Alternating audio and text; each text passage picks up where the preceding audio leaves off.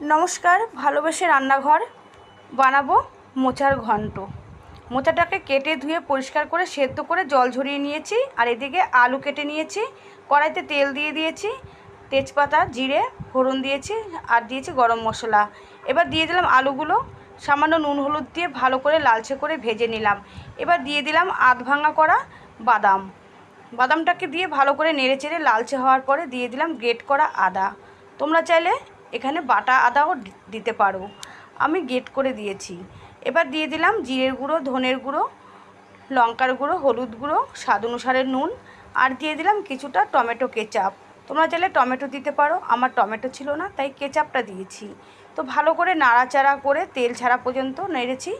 এবার কষিয়ে নেওয়ার পরে মশলাটা এবার দিয়ে দিলাম সেদ্ধ করে রাখা মোচা দিয়ে ভালো করে নেড়ে চেড়ে খানিকক্ষণের জন্য আমি ঢেকে দিলাম।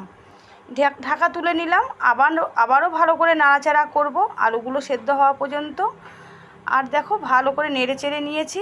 এর মধ্যে আমি জল দেব না, ভালো করে এভাবেই ঢেকে ঢেকে কষিয়ে কষিয়ে রান্না করব।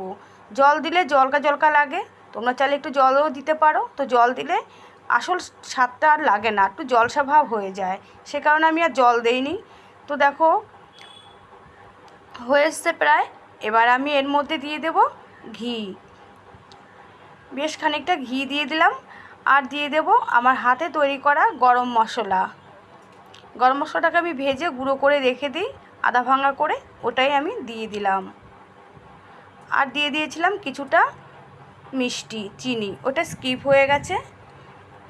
তোমরা চাইলে মিষ্টিটা অ্যাভয়েড করতে পারো, আমি একটু দিয়েছিলাম স্বাদের ব্যালেন্সের জন্য। মিষ্টিটা দিলে একটু স্বাদটা বেশ টেস্টি হয়। আর রান্না হয়ে গেছে, আমি আমার শাশুড়ি মাকে খেতে দিয়ে দিলাম। শাশুড়ি মাকে জিজ্ঞাসা করলাম কেমন হয়েছে, বলল খুব টেস্টি হয়েছে। তো তোমরাও বন্ধুরা এইভাবে বানিয়ে খেতে পারো মোচার ঘন্ট। কেমন লাগলো একটা লাইক করে দিও।